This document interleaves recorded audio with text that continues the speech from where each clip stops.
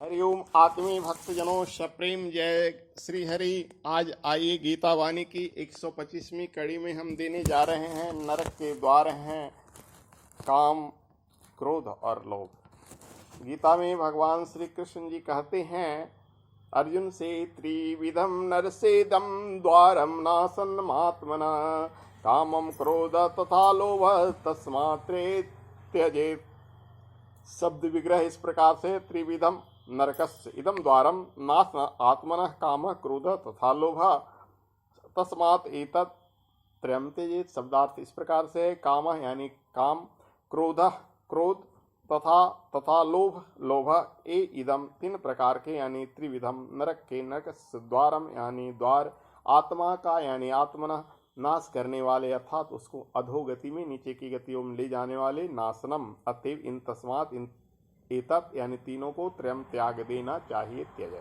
शब्दार्थ इस प्रकार से हुआ, भावार्थ इस प्रकार से सुनिए। अर्थात काम क्रोध लोभ ये तीन प्रकार के नरक के द्वार जीवात्मा को पतन करने वाले हैं, इसलिए इन तीनों को त्याग कर देना चाहिए। जब मनुष्य के मन में भोगों को प्राप्त करने की इच्छा जन्म लेती है तो काम जन्म लेता है, और मात्र काम वासना ही काम नहीं है, बल्कि हर तरह की इच्छाएं, आकांक्षाएं, तृष्णाएं, वासनाएं काम का ही स्वरूप है। इनके संग्रह की इच्छा भी काम ही कहलाती है। इनकी प्राप्ति और इन पर आधिपत्य कामना यानी लोभ का कारण बनता है। इन दोनों को प्राप्ति में बाधा उत्पन्न होती है तो वह क्रोध बन के जन्म देती है। इन तीनों का होना ही आसुरी प्रवृत्ति का आधार है, और आसुरी वृत्ति है वहां उन नरकों के द्वार जीवात्मा के लिए खुलने लगता है, जिनकी ओर इशारा श्री भगवान ने इससे पूर्व के श्लोक में किया था। सभी तरह के पाप कर्मों को करने का आधार यही है, इसलिए भगवान कहते हैं इन तीनों को सुनिश्चित तौर पर त्याग देना चाहिए। श्री भगवान इस श्लोक में आसुरी संपत्ति का आधार क्या है इस विषय पर चर्चा कर रहे हैं। वे कह रहे हैं कि इसकी आधार कामनाएं हैं। जहाँ कामनाओं के पीछे की दौड़ है वहाँ पर नरक के द्वार खुल गया है, ऐसा समझना चाहिए। जिसका चिंतन क्षुद्र यानी निम्न कोटि का संकीर्ण होता है, वे संसार के भोग पदार्थों में आकर्षण को देखते हैं, और जिनका विचार उच्च कोटि का होता है, जिनका अच्छा होता है, वे उसमें भी देवता का दर्शन करते हैं, उन्हीं के संग्रह के लिए प्रसन्न रहते हैं। कारण है कि काम क्रोध लोभ मोह और मद मत्सर एक खड रिपु कहकर पुकारे गए हैं। इन्हीं से दूर रहने के इशारा सभी अध्यात्म शास्त्र करते हैं। इसलिए विवेक चूड़ामणि में आचार्य शंकर कहते हैं, मोक्षस्य कांक्षा यदि वै तवास्यति त्यजाति दूरादिश्यान विसम्यता पीयूषवतोष दया क्षमार्जव प्रशांति दान त्रिभिज नित्यमादरात। अर्थात यदि तुझे मोक्ष की इच्छा है तो काम ना जनित विषयों के विष से समान दूर त्याग दे। संतोष, दया, क्षमा, सरलता और सम और दम के अमृत के समान नित आदर पूर्वक सेवन कर। इसलिए भगवान श्री कृष्ण ने भी गीता के 3 अध्याय में इसी बात को कहा था।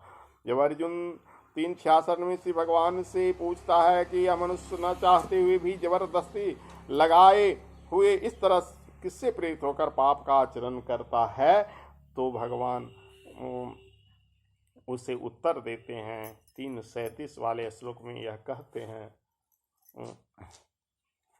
काम एष क्रोध एष रजोगुण समुद्भवा महासानो महापापमा विद्येन्मि बैरिणम। अर्थात हे अर्जुन, रजोगुण से उत्पन्न यह काम अर्थात कामना ही पाप का कारण बनती है। यह काम ही क्रोध में परिणत होता है। यह बहुत पापी है, तू इसी ही महाबैरी यानी महान शत्रु समझ। इसी को आगे बढ़ाते हुए भगवान कहते हैं कि जब तक मनुष्य के भीतर काम है तब तक उसका निष्पाप होना संभव नहीं है। जैसे धुएं से अग्नि और मैल से दर्पण ढका रहता है तथा जीर से गर्भ ढका रहता है, वैसे इस कामना के द्वारा मनुष्य का विवेक ढक जाता है। भगवान कहते हैं कि यह कामना कभी तृप्त नहीं हो सकती, और इंद्रियां और मन और बुद्धि इस कामना के वास स्थान से। इसलिए हे अर्जुन को कहते हैं कि हे भरतवंशियों में श्रेष्ठ अर्जुन, तू सबसे पहले इंद्रियों के वश में करके इस विज्ञान को नाश करने वाला महापापी काम को अवश्य ही बलपूर्वक मार डाल। यहाँ पर श्री भगवान काम और क्रोध लोभ ये तीनों को जीवात्मा का शत्रु बताते हैं, क्योंकि एक अकेला काम ही शेष दो को जन्म देता है। कामनाएं होती है तो उनके ज्यादा से ज्यादा संग्रह की इच्छा लोभ में बदल जाती है।